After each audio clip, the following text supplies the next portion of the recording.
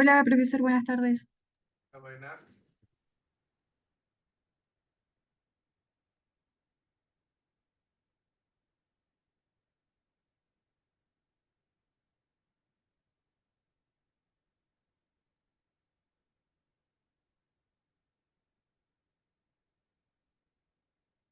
Bien, retomamos donde habíamos dejado en la clase pasado, o estamos viendo el tema de diferentes fuerzas eh, terrestres que dividimos en dos grupos, las fuerzas internas y las fuerzas externas. Aquí en este curso vamos a hablar especialmente de las fuerzas internas que se reflejan en diferentes tipos de eventos como volcanismo, las erupciones volcánicas, los eventos sísmicos, lo que llamamos como temblores o terremotos, ¿ya? Y eso todo deben a diferentes tipos de los procesos. Y para cualquier proceso, como sabemos que necesitamos la energía, ¿ya? Entonces, ¿de dónde viene esa energía? Esa parte lo vimos. Y ahora vamos a ver cómo funciona diferentes partes del sistema terrestre. Cuando hablo de sistema terrestre, vamos a enfocarnos principalmente en la parte más somera, que es la parte que constituye la parte como la corteza y la parte de manto superior, donde encontramos la parte que es líquida y en esa parte es de donde vienen diferentes tipos de los productos como de la fuente de los diferentes tipos de los productos volcánicos, ¿ya? Por ejemplo, cuando hablamos de las erupciones volcánicas, lo que usted lo observa a la superficie no son los productos que son originales. Eso ya están modificados desde su inicio, que fue en el interior de la Tierra, cuando llamamos este tipo de, por ejemplo, em, parece que alguien está esperando. Bien. Y parece que ya está grabando, ¿no? Sí, ya está grabando.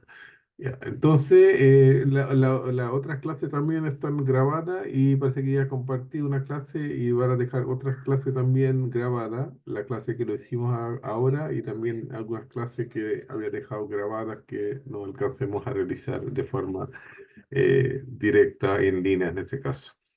Bien, entonces en ese caso, cuando hablo de movimiento de parte de la corteza, que hoy día nos llamamos como la palabra que ocupamos más bien son las placas, que son fragmentos de la litosfera, si recuerdan de la clase iniciales, que hablamos de la Tierra como la parte de litosfera, que es la parte más exterior, luego hablamos de manto, y esa parte de litosfera también lo llamamos como corteza, ¿ya?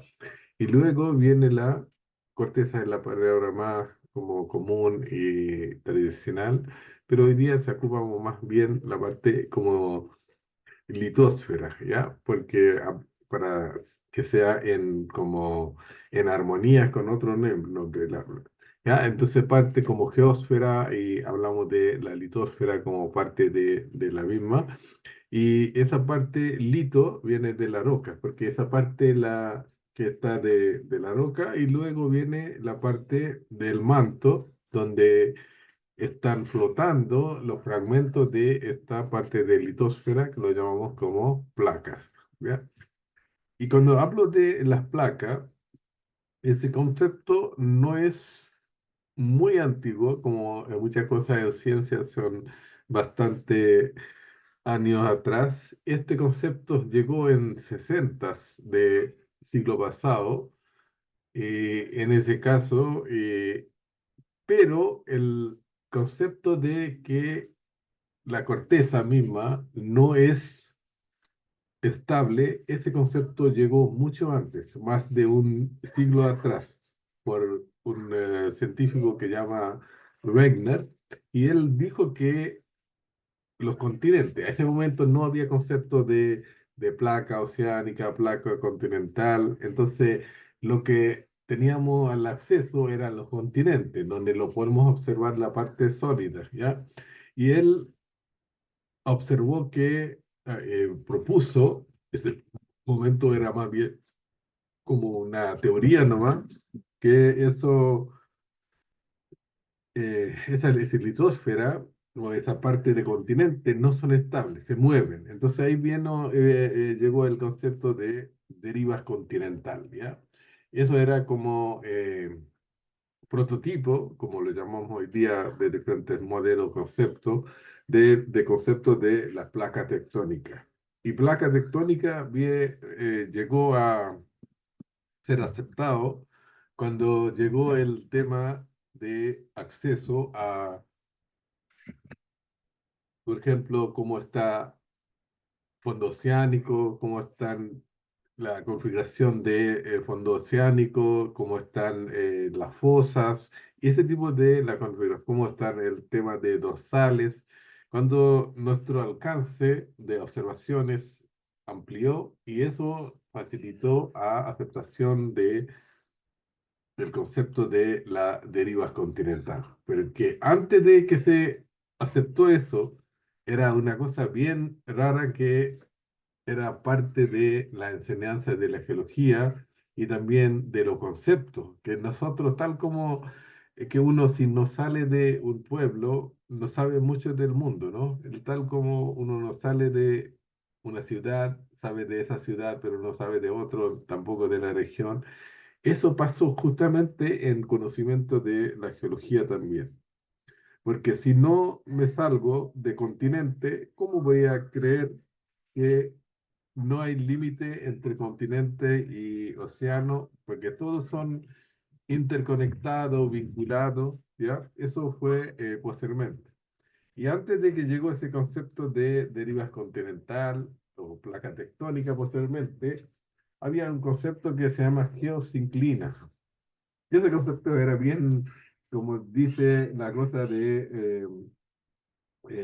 va a parecer bien como divertido, chistoso y realmente algo bien absurdo realmente, porque en ese momento consideraba como que nuestro planeta sea así como parcelada realmente en diferentes partes y todo, por ejemplo, si forma la monte como por ejemplo la cordillera como de Alpes, eso va a formar aparte en un sector por todos los procesos que van a hacer ahí mismo. En caso de que sea forma Andes, va a formar con un proceso bien particular aquí en ese sector. Era una cosa bien como difícil a entender hoy día, que como había un concepto tan aceptado en ese momento. Y eso costó mucho a muchos de los geólogos en su momento aceptar que la realidad era tan distinta, ¿ya?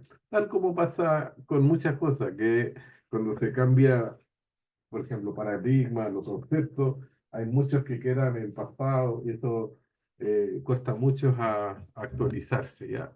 Eso pasó en geología también. Y pasa en casi todas las ciencias.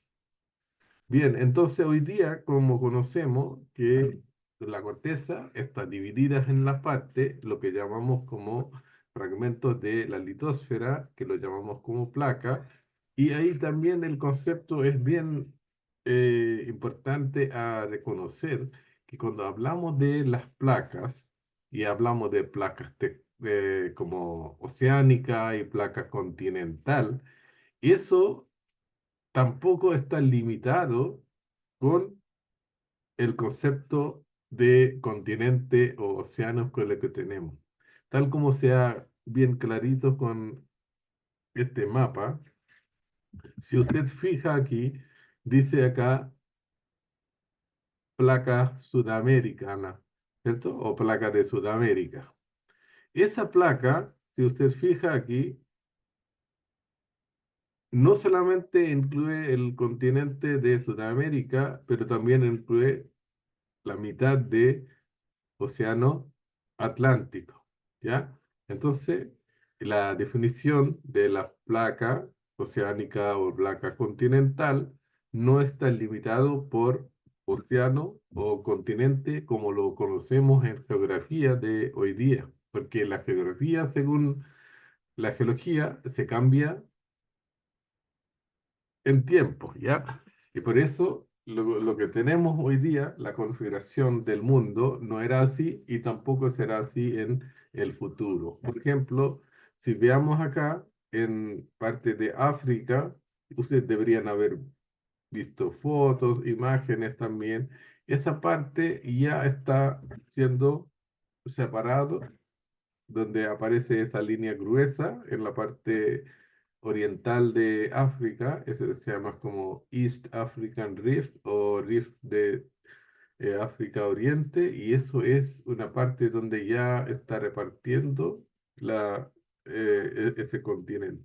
Eso significa que ya está creando un océano en futuro geológico. Cuando hablamos de futuro geológico, estoy hablando de millones de años después, porque ese tipo de procesos no son tan rápido, tan como percibido, pero lo sabemos que va a pasar tal como se pasó en caso eh, de la formación. Como por ejemplo, ahora ya sabemos el registro de un tipo de estudio, lo conocemos como geomagnetismo y también mediante los fósiles, conocemos que esa placa de África y placa de Sudamérica, algún momentos eran juntos. Entonces, esa separación que está pasando, eso es lo que ha causado y si uno hace una simple observación y se considera estos como pedacitos o piezas de un puzzle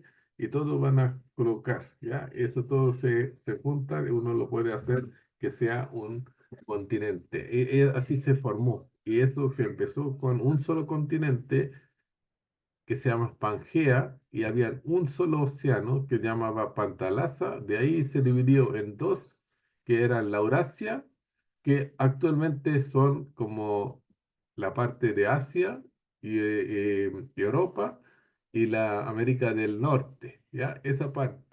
Todo lo resto eran la parte de Gondwana, incluyendo la placa de Sudamérica, Antártica, África y la parte de la India también, ¿ya? Entonces, Australia, eso todo estaba en parte de otro continente que llamaba, y tengo un apunte bien breve que igual voy a compartir para que tenga registro de esa parte, porque eso lo enseñamos más bien en ramo de la geología porque es muy importante a resaltar esa parte, porque hablamos acerca de la diferentes tipos de la fuerza y su tratamiento.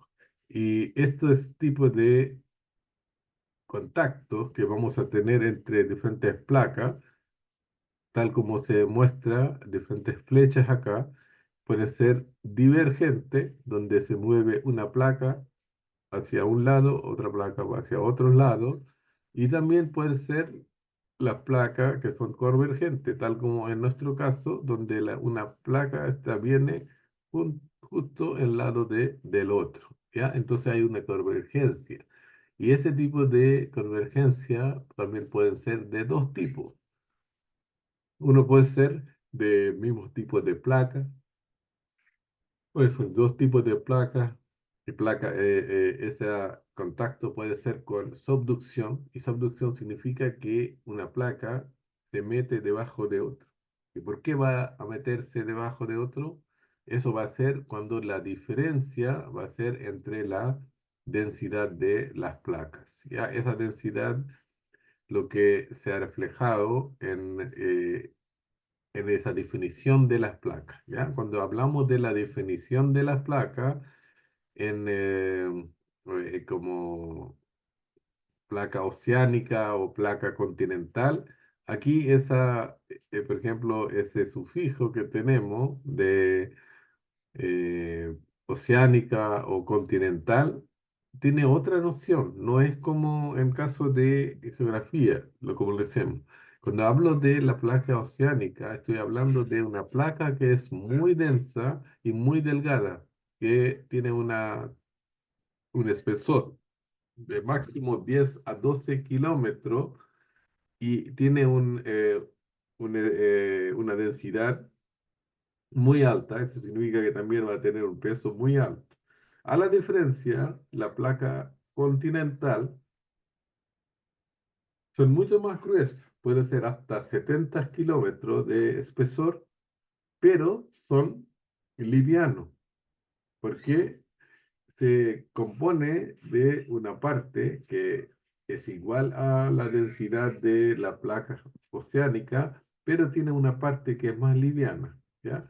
Entonces, esa parte más pesada que se constituye la placa oceánica lo llamamos como cima, como una composición que tiene silicio y más magnesio como predominante. Eso significa que este tipo de las rocas van a ser formados por los minerales que son enriquecidos en magnesio, hierro y más silicio, obviamente, porque silicio es un componente constante en todas las rocas que vamos a tener en lo que constituye la mayoría de las rocas que como de casi 97% de la roca que se forman aquí en las cortezas, lo que observamos, y en totalidad, si hablamos de la litosfera, son 92% de la roca, son lo que llevan silicio en su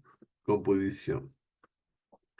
Entonces, ese tipo de la roca, que son bien densas y por eso bien pesadas, y eso es lo que forman la placa oceánica. Y esa placa oceánica, tal como se observa, van a ser con un espesor muy delgado, hasta 12 kilómetros. El otro lado, la placa continental, aparte de esa parte que llamamos como cima, de minerales como silicio, magnesio, entonces lo llamamos ese tipo de minerales como silicatos, que llevan siempre la parte de silicio en su forma. Y oxígeno, obviamente, eso componente siempre va a ser. Y magnesio y hierro en este caso. Ya, entonces después de eso, y aparte de esa parte, en caso de este tipo de roca, van a también tener sial, es sial, la parte que van a ser liviana, y esa parte liviana van a tener aluminio y silicio, y principalmente en este caso. Profe, una consulta. Usted mencionó que existen dos tipos de bordes convergentes. Una era subducción y la otra, ¿cómo se llama? Sí, por ejemplo, la subducción puede ser, y el otro puede ser la placa, cuando es como simplemente como un choque de dos placas, realmente. Por ejemplo, como di un ejemplo de nuestro continente, que Ujú, tiene una subducción, pero si vamos por ejemplo, aquí voy a mostrar el ejemplo, en caso de Himalaya, por ejemplo, en este caso vamos a tener ahí voy a mostrar el tiro.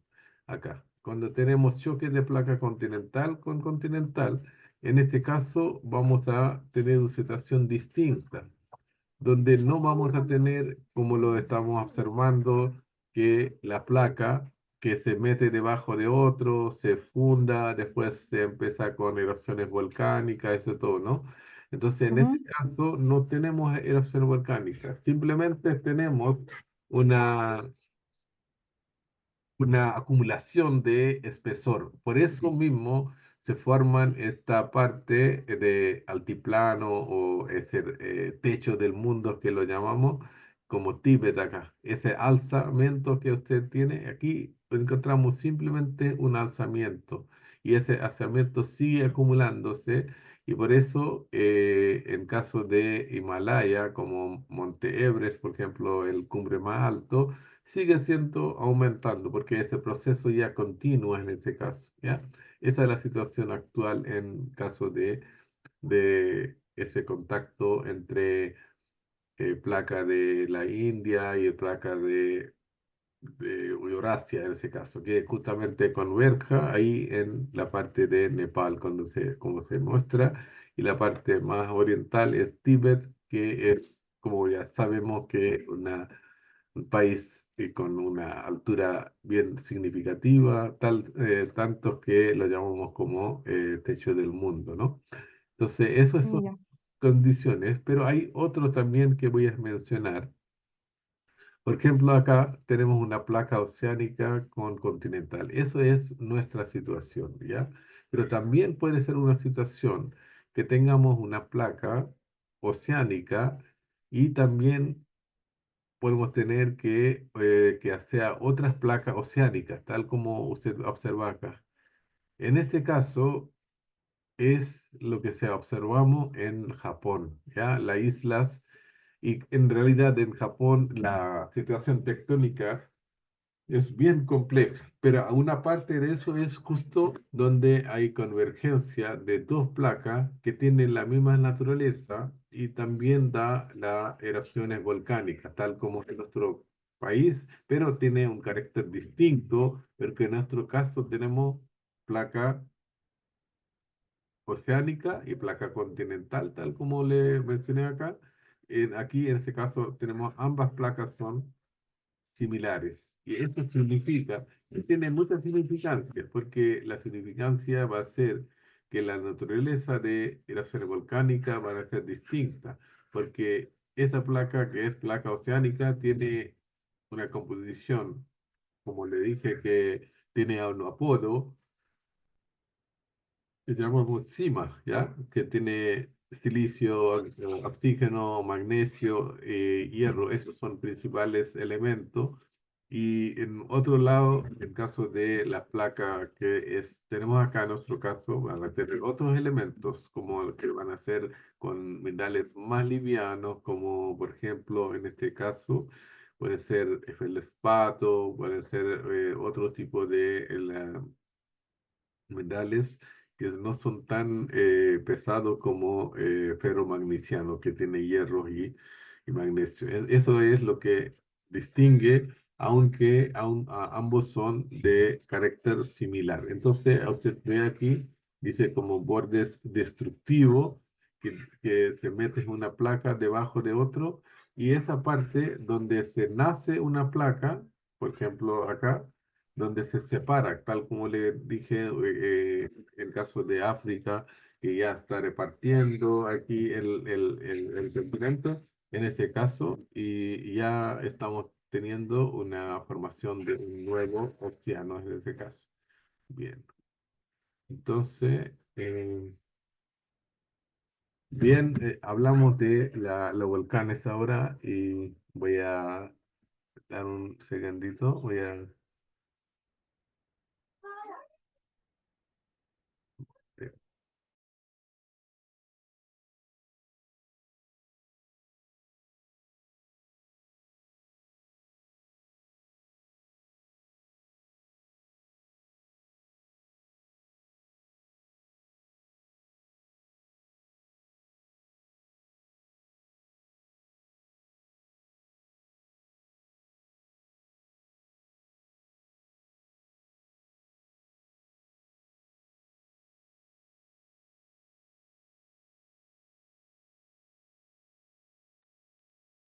Bien. Ya, retomamos, ojalá que no sea tanto ruido. Bien, hablamos y hablemos en la clase pasada y acerca del sistema volcánico y en ese caso yo hablé que cuando hablamos acerca de la erupción volcánica, no hay que considerar que sea un proceso, lo que observamos a la superficie, ese proceso ya comienza en el interior de la Tierra, en varios kilómetros debajo, ¿ya? Y también en diferentes situaciones. Y en diferentes situaciones vamos a tener la erupción volcánica de carácter distinta, realmente. Van a tener carácter bien distinto, por ejemplo, en caso de una erupción que sea explosiva, o va a ser una erupción con muchos materiales sólida. También puede ser otra erupción que es bien pacífica, con erupción de lava que se fluye justamente por los flancos, por la ladera de un edificio volcánico. Y además, uno considera un volcán que ya se formó una estructura, pero si hablamos de un volcán que nace recién, por ejemplo, en caso de México, hay un ejemplo de nacimiento de un volcán. Es el único registro en el mundo de nacimiento de un volcán que seres humanos lo observaron y lo registraron. Entonces, eso fue en México y voy a dar alguna información en Loa acerca de, para que lo conocen igual. Y esa erupción fue en un campo de maíz, en un pueblo chiquitito, y esa erupción dio la formación de un volcán que fue un volcán que también se llama volcán monogenético. Monogenético significa que tuvo única erupción, no tuvo más erupciones. Entonces, hay volcanes también, tiene un montón de caracteres y un montón de diferencia en su forma de erupción y también en diferentes episodios. Por ejemplo, hay erupciones que son más frecuentes. Hay, por ejemplo, si usted va a ir en Hawái, por ejemplo. Tenemos los diferentes volcanes que tiene esa cadena de islas. Tiene erupciones más frecuentes cada año, cada meses y hay diferentes frecuencias. Y hay volcanes que no se hagan la erupción por cientos de años y de repente se erupcionan. Aun como usted ya tenemos registro histórico y también usted sabe acerca de Pompeya y ese tipo de las cosas, que muchas veces la humanidad tiene idea de que están cerca de un volcán, pero no sabemos que tan cerca están de peligro y eso se puede causar un daño tremendo. Por eso hoy día hagamos harto esfuerzo para que la población que está en vecindad de un volcán ya sea consciente de el peligro que uno está viviendo con. Y ese peligro significa que uno tiene que considerarlo eso y después mitigar todos los riesgos asociados, ¿ya?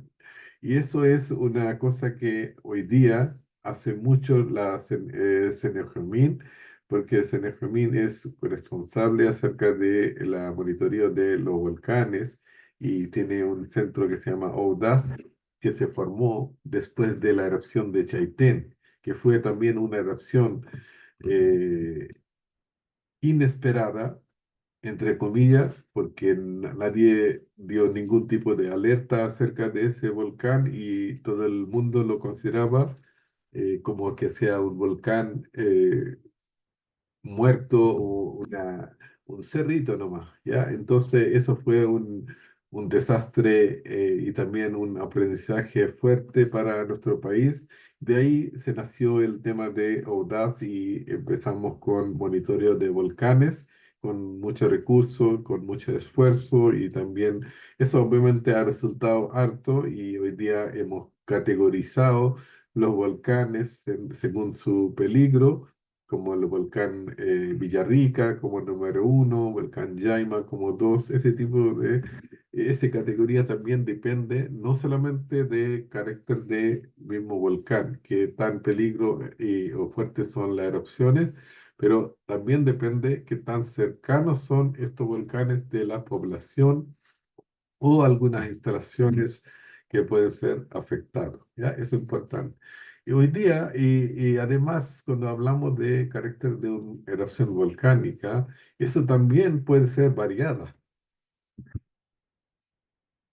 Por ejemplo, erupciones que siempre han sido en Islandia, que es bien sido muy pacífico, la gente ha acercado, han tomado y todo.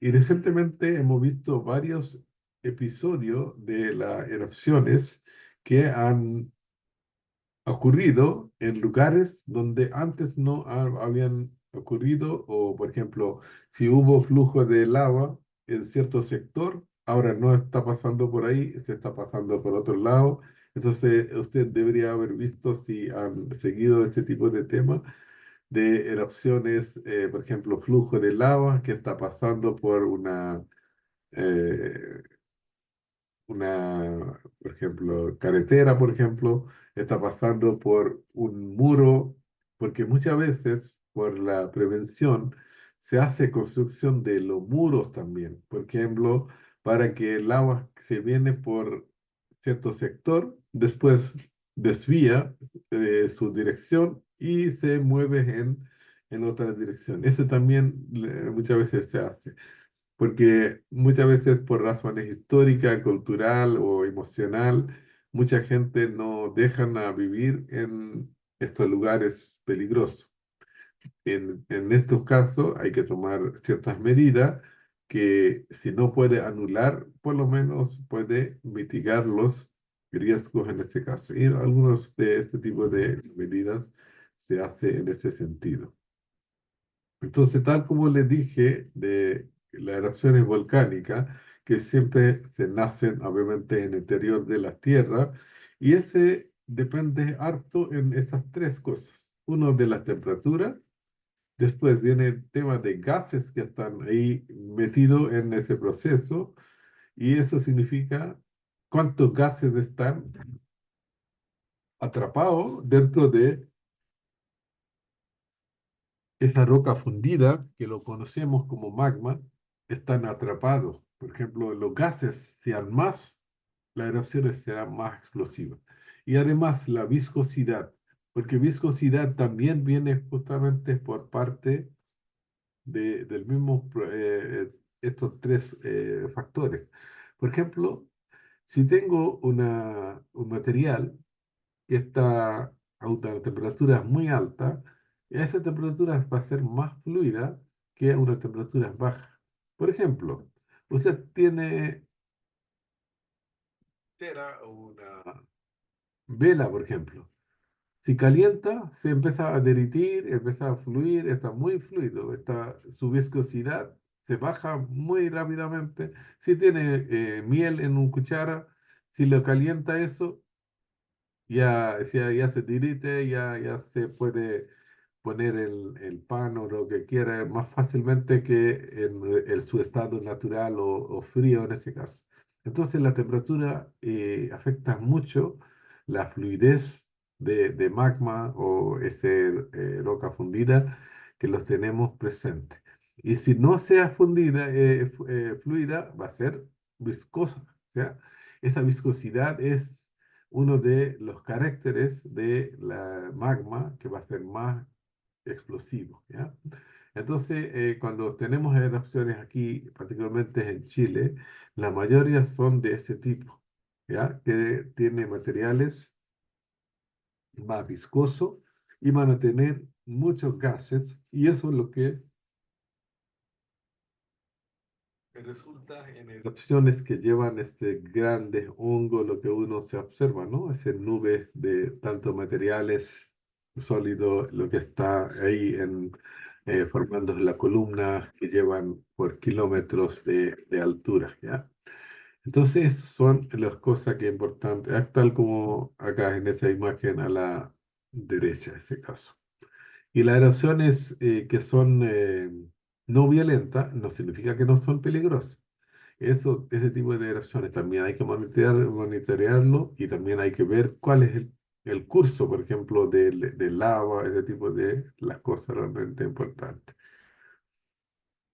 Tal como mencioné acá, esa es como una magma viscosa, va a tener una cosa como similar aquí, el otro va a ser más fluida, como usted ve en las imágenes de Hawái, en Islandia, ese tipo de... Y también recientemente salió varias imágenes de cómo llegó ese flujo de lava formándose, como que sea como...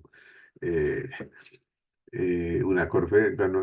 Por ejemplo, una desembocadura de flujo de lava en isla de La Palma. Es decir, había circulando una imagen en redes sociales como habían formado casi como que sea como un delta. Delta es como una estructura que se forma donde se una desembocadura de un río en ese caso.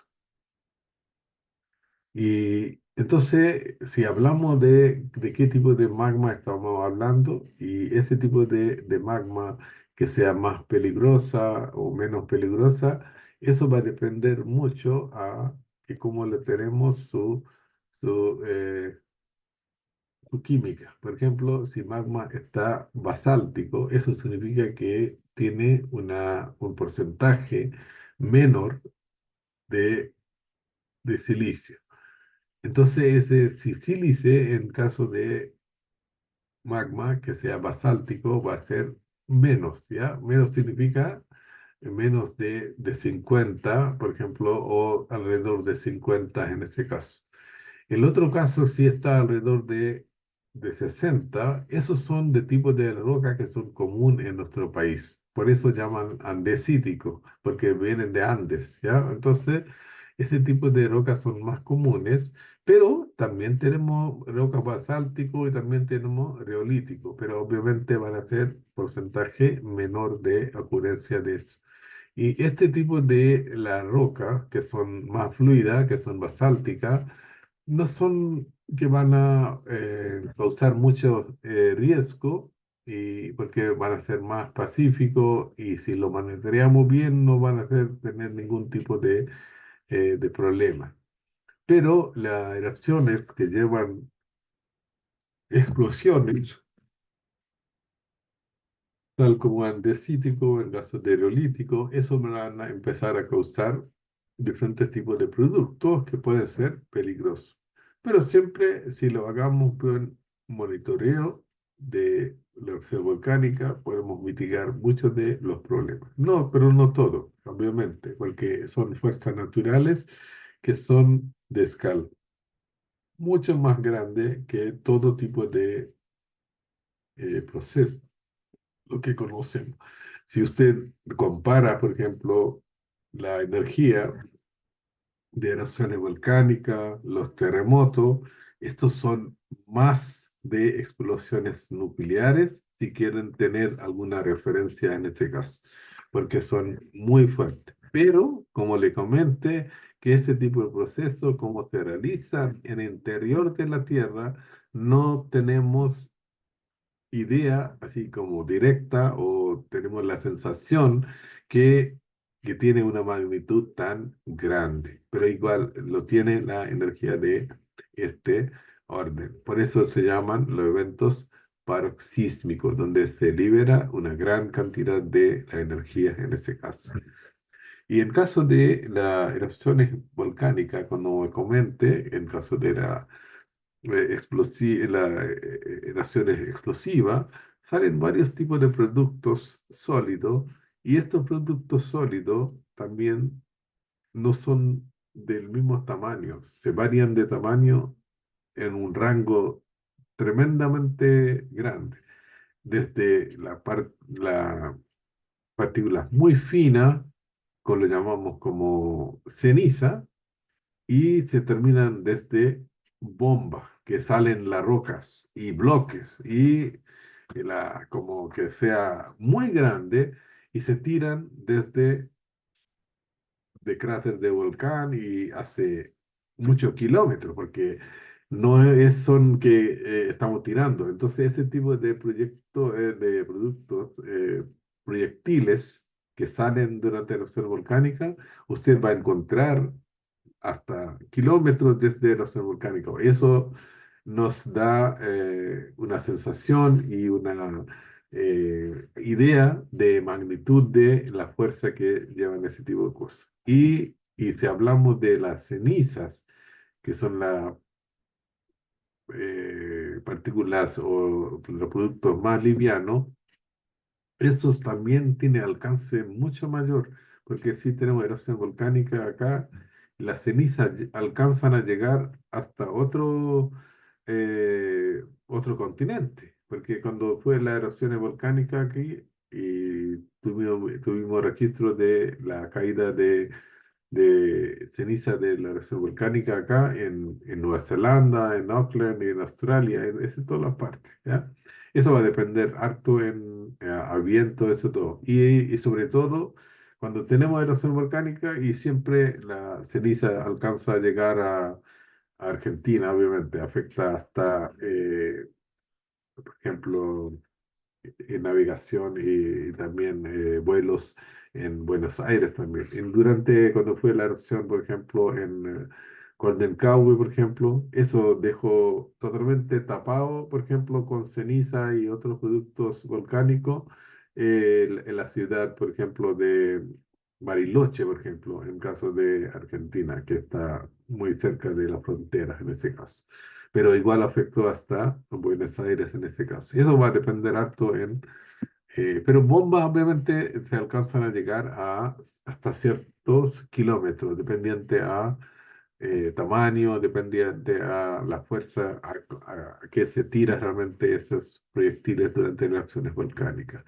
Y lápiz son entre estos dos extremos, ¿ya? Si quieren ver, por ejemplo, en la mano, usted ve las cenizas más bien como polvo. Aquí es una caminata andando durante la erupción volcánica. José B. Aquí son lápili, que son tamaño entre medio, y bombas puede ser de un tamaño bien variado, pero cualquier cosa que sea más grande que lápili va a ser bomba, ¿ya?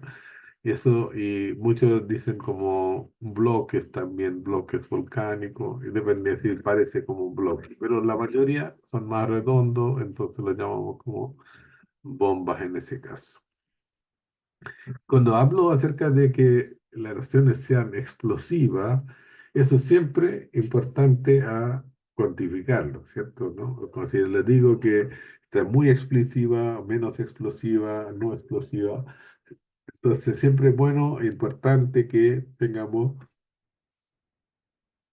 un número asociado, ¿no? Entonces, en ese caso hay un concepto que se llama índice de explosividad volcánica por los siglas, en este caso va a ser IEB, B corta en este caso.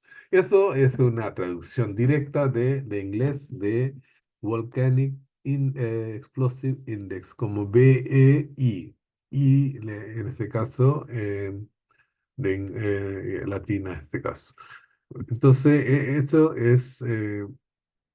se hace la medición en caso de que cuánto explosivo fue la erupción. Entonces, si fue una erupción bien suave, pacífica, aunque cualquier erupción que sea pacífica igual lleva mucha fuerza, aunque no se refleja, no se siente, no se observa a la superficie, eso ve más bien como un flujo nomás, pero igual tiene una cierta magnitud, ¿ya? Entonces, en ese caso lo colocamos hasta un IEB hasta uno en este caso, y que sea una erupción que sea más bien como un fuego artificial, tal como hay un tipo de erupción que está nombrado por una isla, Stromboli, en, en Italia. Entonces, ese tipo de erupción también se llama la erupción es estromboliana. Ese tipo de oraciones son bien, bien bonitas. La portada, por ejemplo, de eso es de tipo de las erupciones estrombolianas, que son casi como que sea fuego artificial en este caso. Y luego vienen las erupciones vulcaniana y pliniana. Ese tipo de erupciones son más común históricamente en nuestro país y ese tipo de erupciones da como número entre 2 y 8, ¿ya? Y cuando la pliniana está muy fuerte, lo llamamos como ultrapliniana. ¿Ya? Ese tipo de erupciones son demasiado como supervolcanes, realmente dejan una caldera gigante en lugar de tener un cráter. Cráter es como la apertura que se forma en edificio volcánico donde se salen principalmente los productos volcánicos y que después de la erupción deja un hoyo grande y eso le llamamos cráter. Pero si ese cráter es muy grande, de kilómetros, ese momento lo llamamos más bien como una y caldera. Y esa caldera igual se puede formar de dos formas. Uno puede ser que durante erupciones volcánicas, que sea una erupción tan fuerte que formó eso, o puede ser posterior a o durante una erupción volcánica el edificio volcánico, esa forma, lo que conocemos como volcán, si ese mismo se cae el, por su propio peso y se forma un hoyo, un anfiteatro grande, eso también lo llamamos como caldera, y eso, el segundo tipo lo llamamos caldera de colapso, porque se forma por colapso. Y el otro va a formar caldera de explosión. ¿Ya? Entonces, dos tipos de caldera se pueden formar. Y ambos van a dejar un hoyo bastante grande de kilómetros en ese caso. Aquí está otra imagen acerca de erupción volcánica, sus diferentes partes, y ahí importante es reconocer que ese proceso comienza desde el interior de la Tierra y termina a la superficie, y hay diferentes partes, y eso es lo que conocemos como el edificio volcánico, porque el volcán es el proceso, el sistema. Y eso todos son parte de ese sistema como edificio volcánico, que son productos que ya están solidificados y ya están formando una estructura. Ya eso lo conocemos como edificio volcánico. Pero el volcán es un sistema completo, desde ese interior hasta lo que observamos a la superficie. Aquí está una comparación en este cuatro principal tipos de la erupción volcánica y cuáles son lo que uno tiene que considerar en cada uno de estos casos. Y ahí voy a hablar un poquito acerca de terremotos ahora. Voy a tomar una pausita ahora y después comenzamos.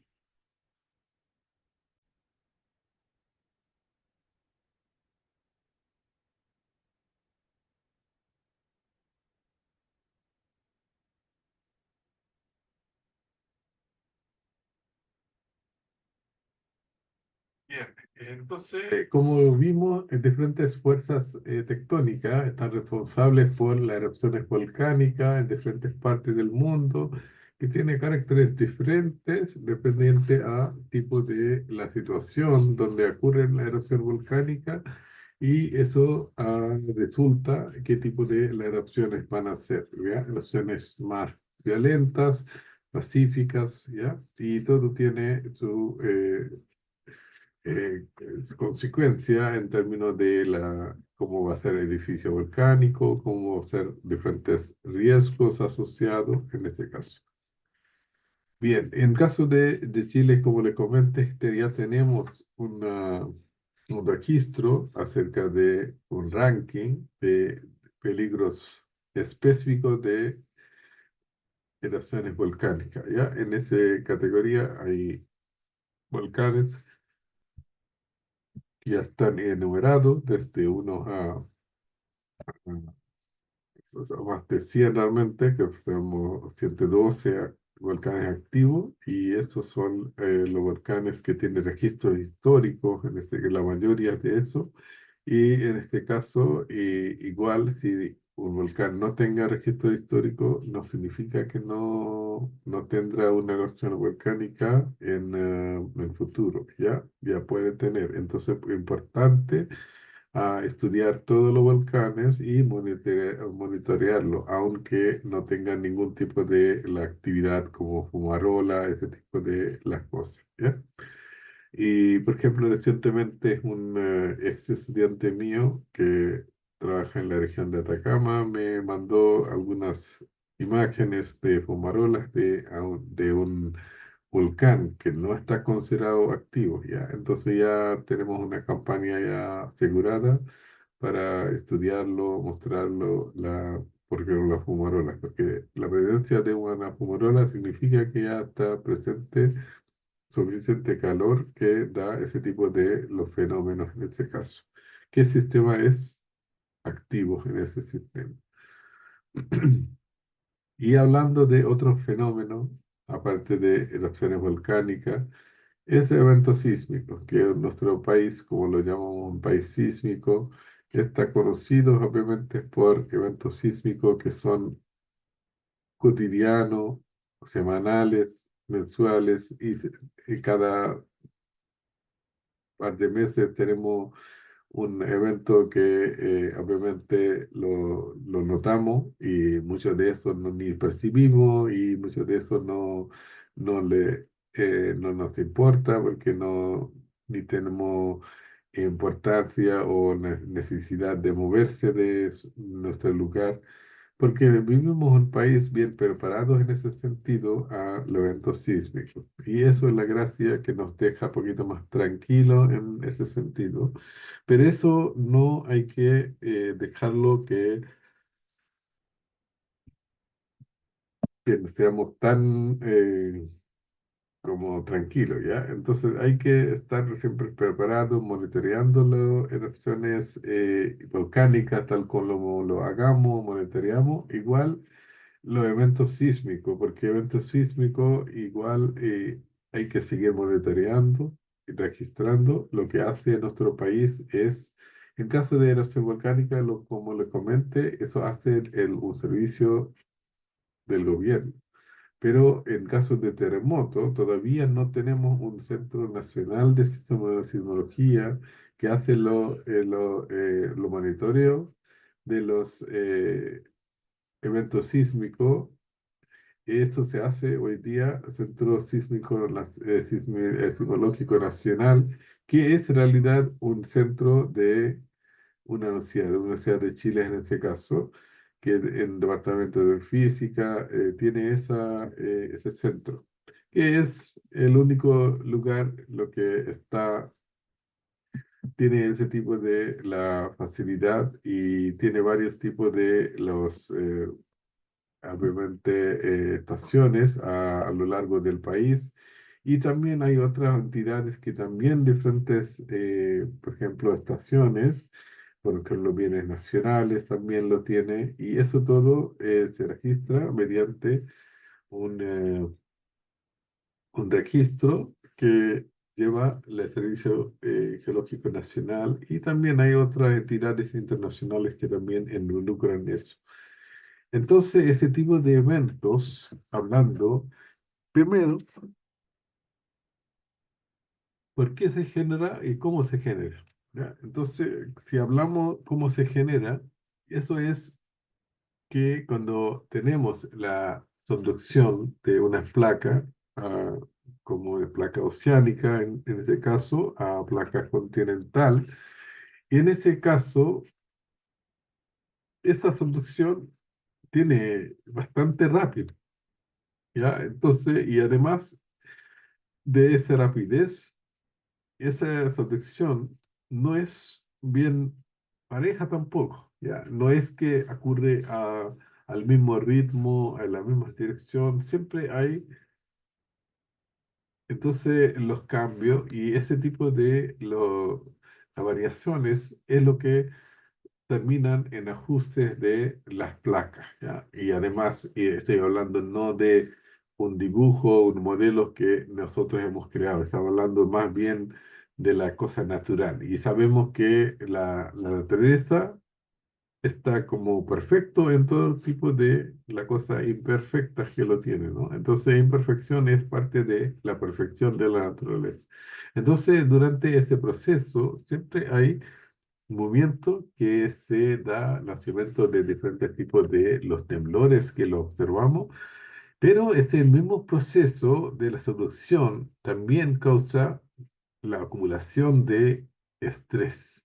Y ese tipo de estrés son lo que están acumulando en diferentes partes de nuestro territorio, la parte continental en este caso, y eso es lo que se libera en diferentes instancias, en diferentes eventos sísmicos. Si la acumulación de energía es muchísima, y eso va a resultar en un gran evento sísmico, lo llamamos más bien como terremoto, ¿ya? Y si no hay tanta energía en comparación, pero siempre van a ser mucho, como le comenté, pero lo que estoy hablando lo que se refleja a la superficie, lo que observamos en términos de los efectos. Y eso lo llamamos en general los temblores, ¿ya? Y siempre esperamos un gran terremoto, entre comillas, o mega terremoto, que puede ser de una magnitud más de 8 o 9, como en caso que sea en Valdivia. Y eso es un fenómeno que siempre va a ocurrir. Por eso mismo es importante en nuestro caso un concepto que hoy día se llama resiliencia. Y resiliencia es un concepto muy importante porque nosotros no podemos cambiar la realidad de nuestro país en términos de su ubicación tectónica, eventos sísmicos, eventos volcánicos y también otro tipo de fenómenos que lo que tenemos, desde aluviones hasta inundaciones o lo que sea en ese caso. Y recientemente hasta tuvimos una cosa más distinta en términos de, por ejemplo, tormentas que lo que teníamos en ese caso. Bien, entonces nuestro país y la población, la sociedad, tiene que ser bien preparada en ese sentido.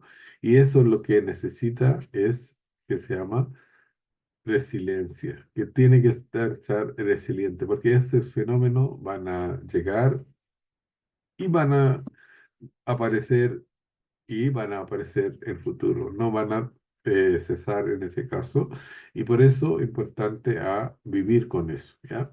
Y para vivir eso no es que vamos a enfrentarlo así como que no sin ninguna preparación, tenemos que estar preparados, ¿ya? Esa preparación es lo que nuestro país ha dejado lo seguro, ¿no? Porque nuestro código de construcción de edificios dejan que los edificios sean más bien construidos para que estemos seguros en su interior, ¿ya?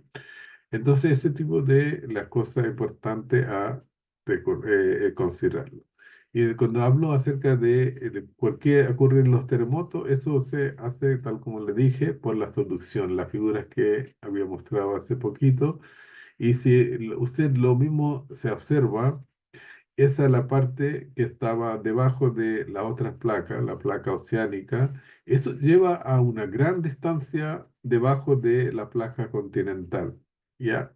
Porque la profundidad hasta que llega ese tipo de las placas oceánicas son 700 kilómetros, aunque las placas son solamente de 10 a 11 kilómetros y la hasta donde se mete debajo, así, se colgándose, esos son hasta como 700 kilómetros. Y eso significa que llevan a una distancia grande hacia la parte continental, aunque sean parte de la placa oceánica. Esos son lo que causan diferentes tipos de los terremotos, porque terremotos se forman por la ruptura. Y esa ruptura puede ser de la parte oceánica o puede ser la parte continental, puede ser en el contacto de la parte oceánica y parte continental, o puede ser netamente en la parte oceánica o parte eh, continental en ese caso.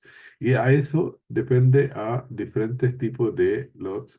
aquí está la situación que tenemos en nuestro caso, ¿ya? Trenches, como lo llamamos, las fosas, ¿ya? Y aquí son los diferentes tipos de los terremotos que tenemos en nuestro caso, en nuestro país. Y esos son, por ejemplo, puede ser uno que son de gran magnitud, que son de lo que genera justamente el contacto de las placas. Este tipo de terremotos lo llamamos interplaca, porque se, se genera con el choque y también ese tipo de la fricción entre dos placas.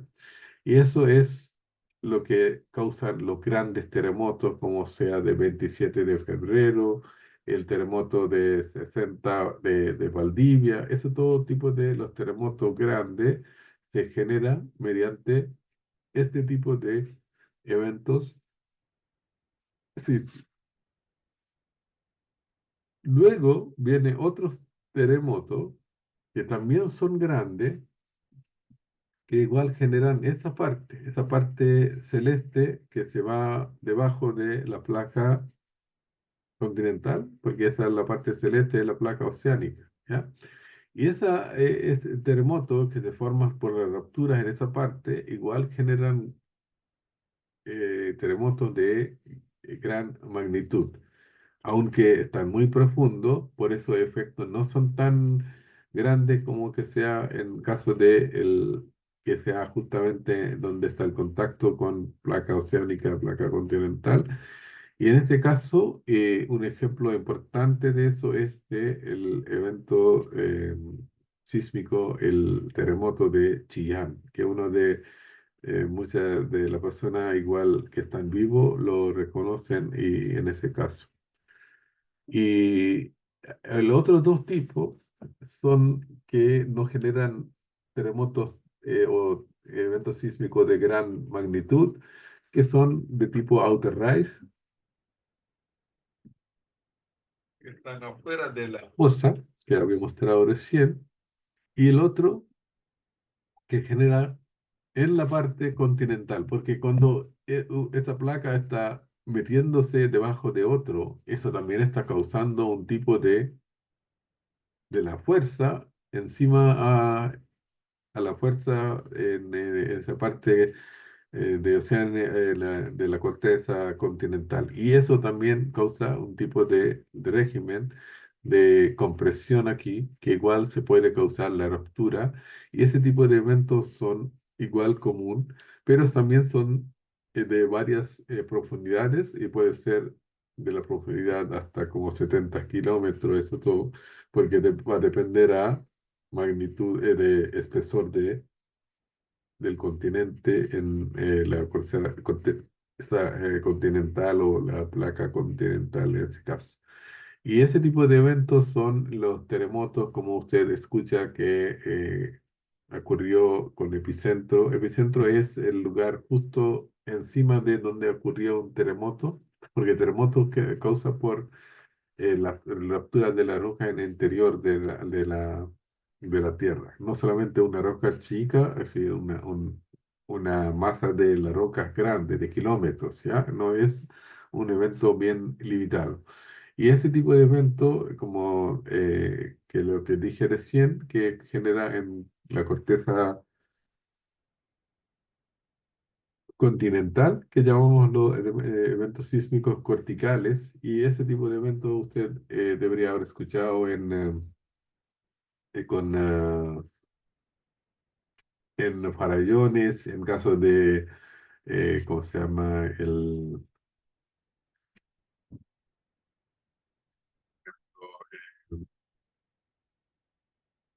Por ejemplo, si vamos a ir a los Andes, por ejemplo, ese lugar que lo tenemos, o en caso de Mendoza, ese tipo de eventos son los que generan en la parte, en la placa oceánica en este caso, ¿ya? Ese tipo de eventos van a ser de este carácter. Y todo aquí usted puede ver más ejemplos y también más detalles de cada uno de esos. Está ya escrita aquí esa parte, porque esta parte me parece que ya había compartido en Google Drive, ¿ya? Pero igual voy a compartir ahora porque ya tengo acceso ahora en LOA de ustedes, ¿ya? Entonces voy a subir todas las presentaciones acá igual en LOA ahora. De aquí adelante va a ser en LOA en este caso.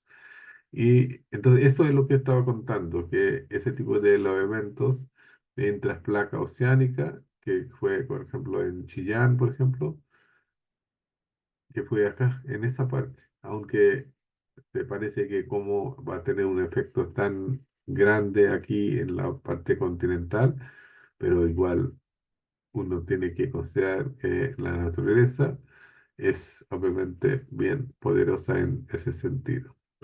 Bien, entonces aquí hay registro de varios eventos sísmicos que han ocurrido en diferentes partes del país y según su efecto, su magnitud ya están considerados y hay ciertas partes donde hemos tenido obviamente los eventos de gran magnitud y hay ciertas partes que uno de alguna forma espera a un evento grande porque la acumulación de estrés va a ser a lo largo de ese contacto de la zona de subducción, ¿cierto? Entonces hay ciertas partes que, como por ejemplo en la región de Atacama, por ejemplo, y ahí no ha sido obviamente un evento de gran magnitud en los últimos 100 años, por ejemplo. Entonces uno espera en este tipo de lugares un evento sísmico de gran magnitud. Pero ese tipo de cosas no podemos ser tan certeros en decirlo porque depende harto en diferentes tipos de las situaciones. Por ejemplo, puede ser que estrés, lo que se acumula, se libera de forma paulatina, por ejemplo. Entonces, en ese caso no vamos a tener un terremoto grande, pero en caso de que se acumule estrés y por muchos años, décadas o más, eso obviamente va a causar un evento de magnitud bien significativos en ese caso. Y aquí hay, como le habéis dicho, que ese es el centro que lo que tenemos en nuestro país. Si usted va a ir acá, usted puede ver de frente registro de los terremotos que han ocurrido en caso de nuestro país. Bien, entonces, si hablamos de un terremoto que va a ocurrir en el futuro, tal como le dije, el enfoque debe ser en lugares donde no han ocurrido eventos significativos, porque ahí debe ser la acumulación de estrés que uno tiene que estudiarlo y lo tiene que considerarlo y eso puede ser un aporte importante en términos de no pronosticar que va a ocurrir un evento mañana o próximo año o 10 años después, pero se puede decir que esa área está vulnerable, que puede ocurrir un terremoto, porque eso no, nadie puede predecir con fecha o una, incluyendo a años tampoco en ese caso, pero puede, obviamente puede decir que hay posibilidad de un evento sísmico en ciertos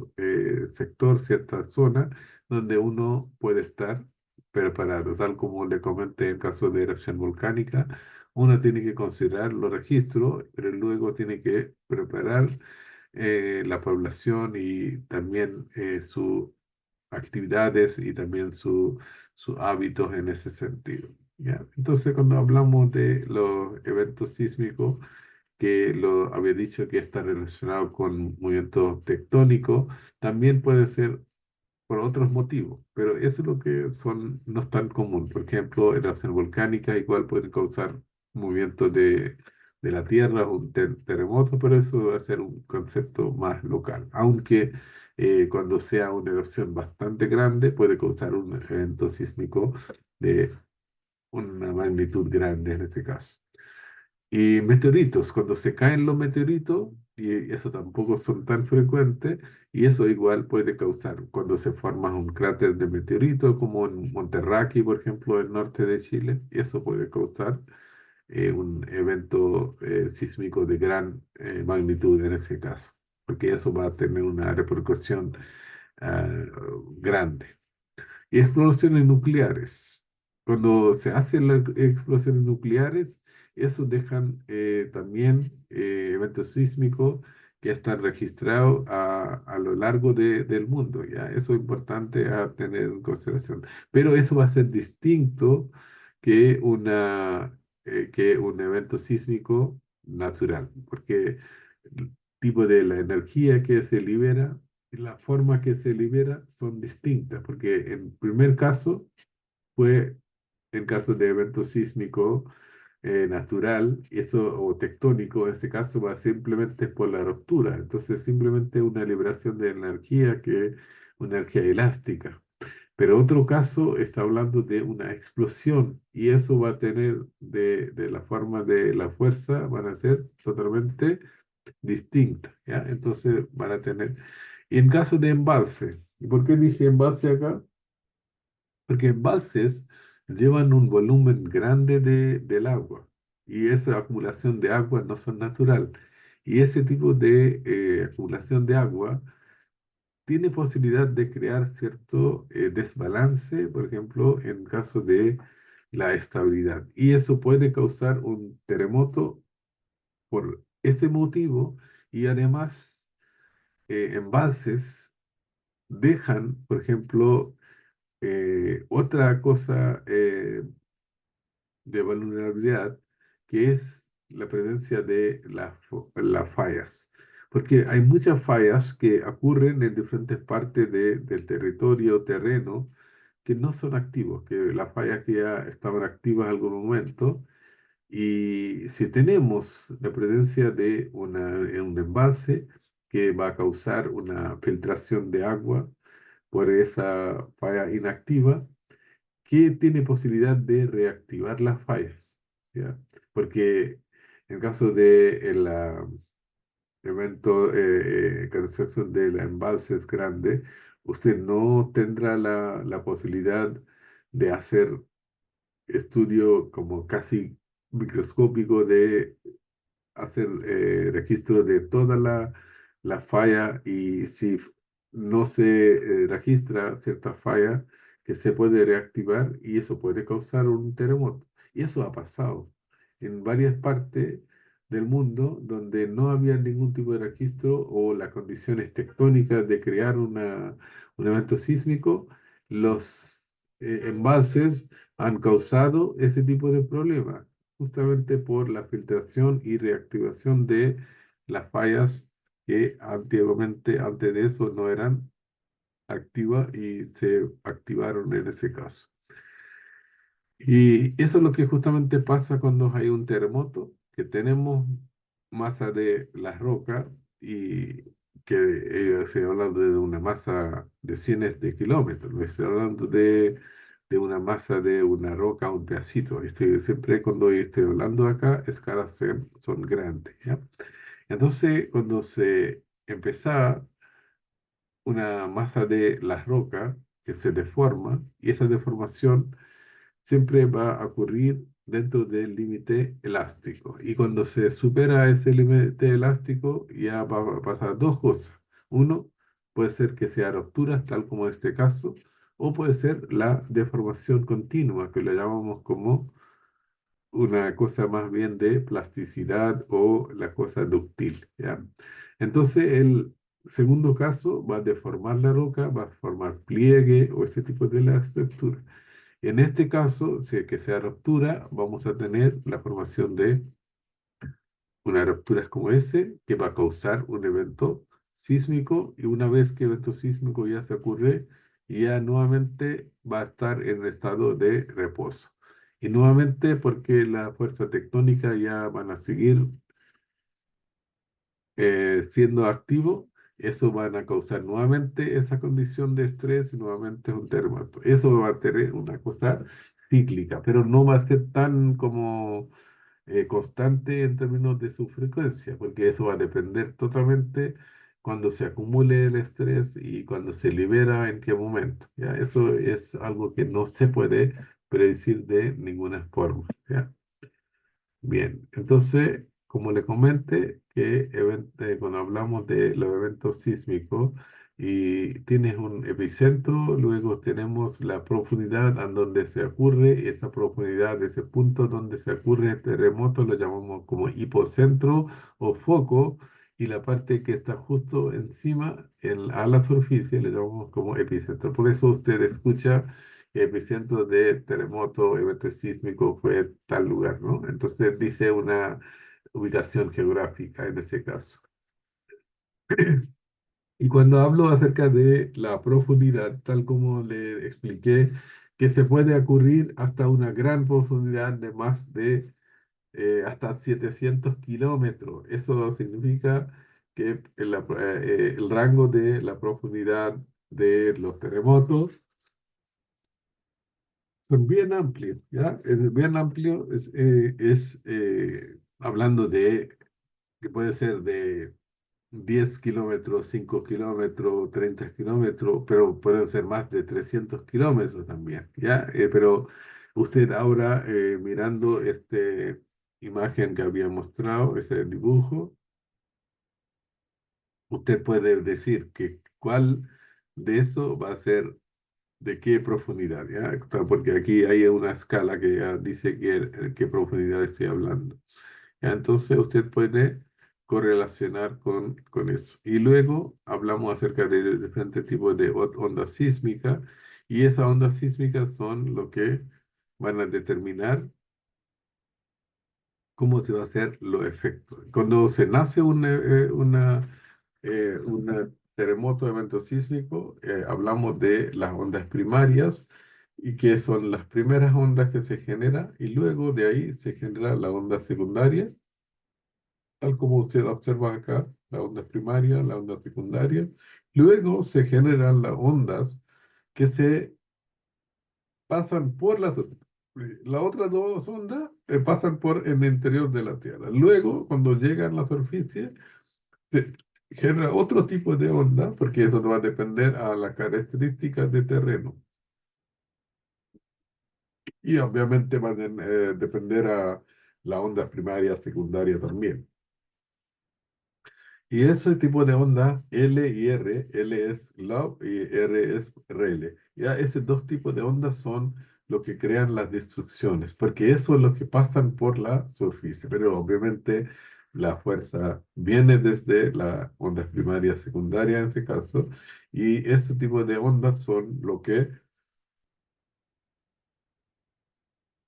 causan, por ejemplo, daño de los edificios, eso todo. ¿Y por qué causan eso? Eso es por acá. Porque si veamos las ondas primarias, eso se pasan de una forma que sea la propagación en un sólido simplemente por la compresión y la extensión. Tal como usted ve acá, aquí está la compresión, extensión. Entonces se forma y forma longitudinal está moviendo. Y otro puede ser en caso de ondas C, ondas secundarias, y eso se forma en caso de como que sea en seno realmente, ¿no? Como una ola realmente, ¿ya? Con esa amplitud. En caso de las ondas Love y Rayleigh, el movimiento es distinto. Por ejemplo, si usted observa, ni está como en la línea de la propagación o vertical, aquí está una dirección distinta. Por eso, aquí en las primeras dos dibujo usted no se ve la parte verde, porque esa parte ya está tapado, ¿no? Solamente se observa aquí en esta parte lateral. Pero aquí se ve incluido por laditos porque el movimiento es bien desparejo y eso es lo que causan los edificios que se caen y se dañan por los eventos y movimientos. Y cuando en caso de la onda secundaria, en ondas como superficiales, que son ondas Love y Rayleigh, y ondas Love es que todavía mantiene su forma como más bien rectangular, pero en caso de ondas Rayleigh, la cosa se cambia totalmente. Y cuando la línea que sean recta, todavía no se siguen siendo de curva. Entonces, eh, los efectos de los daños están causados por estos dos tipos tipo de ondas y lo peor van a ser las ondas reales en este caso. Y esas ondas son lo que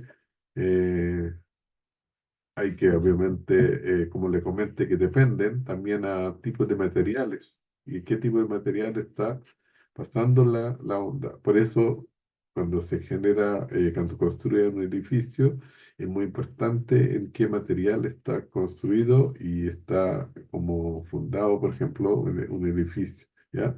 Porque cuando se mueve, eh, la tierra o el terreno y edificio también que tiene que moverse en el ritmo. Pero si no se mueve en ese ritmo, va a caer, ¿ya? Obviamente, ¿no? Entonces, cuando hagamos ese código de construcción y hagamos la construcción de un edificio, hay que considerarlo eso para que todo tipo de movimiento que va a causar un evento telúrico en este caso, tiene que ser acomodado dentro del movimiento de... Por eso ocupan diferentes tipos de la técnica. Ocupan Están las bolitas en la fundación, que todo el edificio se mueve, que casi que sea que una caja con bolitas. Y hay otros que dejan espacio para que el edificio tenga su espacio de movimiento, ¿ya? Entonces, y hay diferentes formas de considerarlo eso. Y diferentes tipos de ondas tienen diferentes velocidades y llegan a diferentes tiempos en ese caso. Y también se registra en diferentes tipos de los instrumentos. Y aquí está la forma clásica de un sismógrafo y que genera este sismogramo, similar a un cardiogramo que muestra el pulso, por ejemplo, de cardíaco. Aquí está hablando del pulso de la Tierra, en este caso, ¿ya? Que igual tenemos las ondas primarias, secundarias, después vamos a tener ondas, eh, tal como dice acá, las ondas profundas, ondas superficiales, porque eso se pasa por la onda Love y Rayleigh en ese caso. Si usted, ahí mismo usted puede ver cómo se cambia, por ejemplo, amplitud de la onda, ¿no? Eso justamente se refleja en términos de los daños que se causan. Y otra cosa que se genera un evento sísmico son tsunamis. Cuando hablamos de los tsunamis, y esas son las cosas que se ha generado, por ejemplo, en muchas ocasiones, cuando un evento sísmico ocurre con epicentro, tal como está dentro del mar. Entonces eso significa que el foco de terremoto fue en la parte, por ejemplo, oceánica en este caso, y ese tipo de eventos causan ese tipo de las olas que tiene una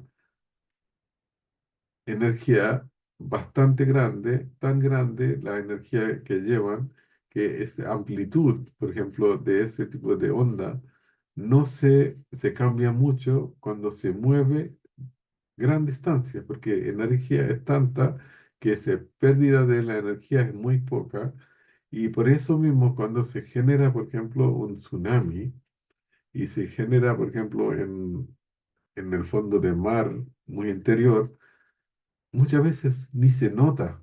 Por ejemplo, cuando están, por ejemplo, los eh, pescadores y otro tipo de personas que están navegando en el mar interior, muchas veces ni dan cuenta de que está pasando por un tsunami, porque se ve muy parejo, no se nota pero obviamente con la experiencia muchos pueden observar obviamente la cierta diferencia, pero no se ve como una ola realmente que se destruye, ¿no? Como está cerca de la costa.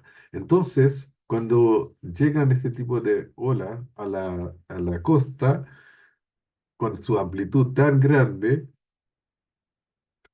alcanzan a llegar a una gran distancia en el interior. Por eso los efectos de los tsunamis están registrados hasta muchos kilómetros de interior, porque el agua alcanza a llegar y después de eso también deja un gran eh, daño, porque después de eso cuando retrocede ese tipo de agua, igual lleva una gran cantidad de estructura destruida y ese tipo de cosas. Entonces, los eventos de efectos de tsunami son bastante complejos. Por eso, en muchos de los casos, uno considera la única cosa de evitar los daños es, obviamente, construirlo fuera de la zona de inundación que se generan los tsunamis. Pero como lo sabemos, por tema de la inmobiliaria, ese tipo de cosas, igual hagamos la construcción porque nos gusta la vista del mar, eso todo, pero igual lo dejamos expuesto a los daños. Uno tiene que asumir ese tipo de los riesgos en este caso, si uno está viviendo en estos lugares. En caso de Japón, por ejemplo, han hecho, por ejemplo, las construcciones en ciertos lugares que están, por ejemplo, están considerando que sea obviamente diferentes tipos de como obstrucción, porque para que esta ola que se llega hasta gran distancia, obviamente pierda la energía y alcanza a llegar obviamente a menos distancia en el interior. Ese tipo de innovación se hace obviamente para controlar o minimizar los daños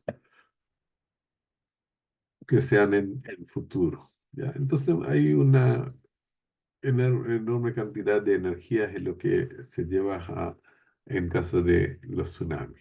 ¿Ya? Aquí está un registro de algunos eventos de tsunami. Recuerdo el caso nuestro de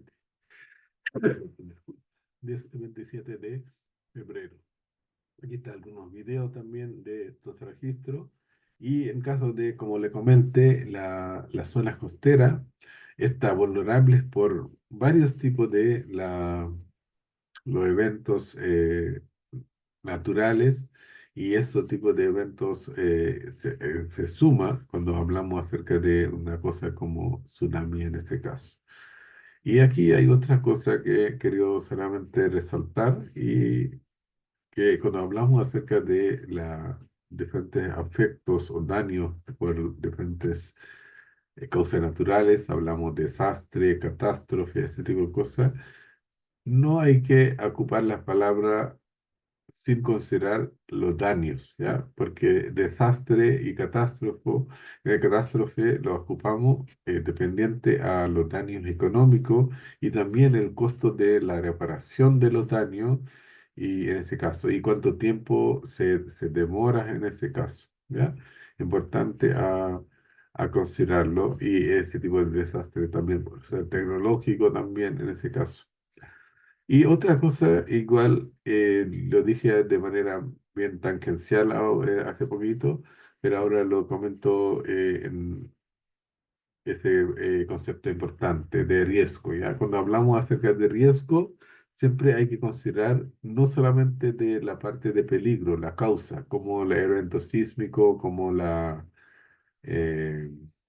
erupciones volcánicas, eso va a ser peligrosidad, en ese caso va a ser como escala de Mercalli o escala de Richter, usted lo puede colocar acá, o en caso de erupción volcánica, índice de explosividad volcánica puede colocar. Y aquí va a ser otro factor importante que se llama exposición, que es cuánta población está expuesta o, por ejemplo, la infraestructura está expuesta a ese peligro. Y después, ¿qué tan vulnerable es esa infraestructura o en caso de la población que está vulnerable a eso? Eso es muy importante porque ¿por qué un evento sísmico es menos riesgoso?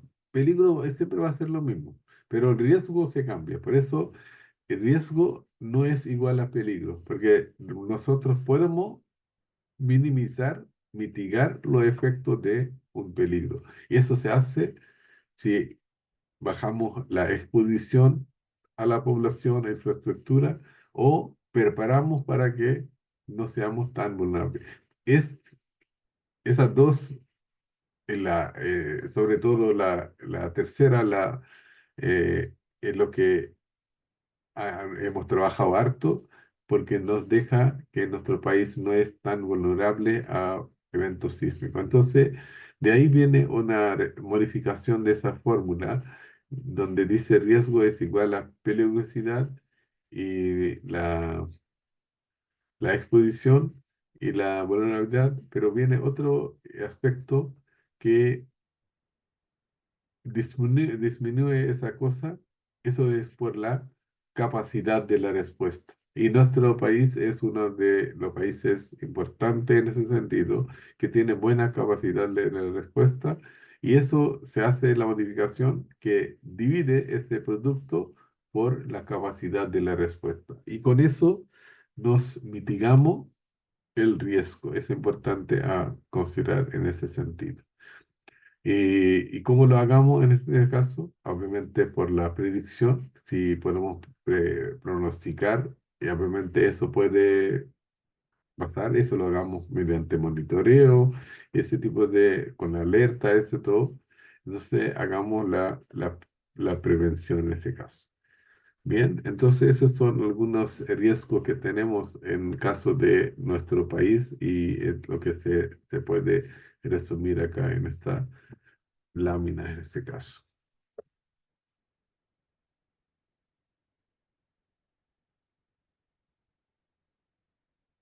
Eh, Parece lo mismo. Y ahora, bien, en la siguiente clase vamos a ver el tema de gravimetría, ¿ya? Entonces, en ese caso, yo voy a pedir que tenga una presentación acerca del tratamiento de los vectores, porque ese es lo mínimo que lo necesito, los vectores y cálculos integrales que lo vamos a necesitar en tratamiento de ese concepto, más bien de la gravimetría, y entonces le pido que ustedes revisen esa presentación que estoy compartiendo, que tiene una cosa bien resumida de estos conceptos, no tiene que ir a volver a su materia de matemáticas, eso todo, les serviría esa presentación bien resumida de estos conceptos, y eso es lo que le pido que lo revisen antes de la siguiente clase, que igual voy a subir, como le dije, en LOA, y porque vamos a hacer varias cosas, porque vamos a ver por ejemplo, transformación de las coordenadas, y es otro ejercicio que vamos a hacer. En este caso vamos a necesitar diferentes tipos de las coordenadas y transformación de eso. Entonces, le pido que ustedes revisan este concepto de matemática, lo que lo hicieron, para que lo hagamos en la siguiente clase a base de eso y la materia de este curso. ¿Ya?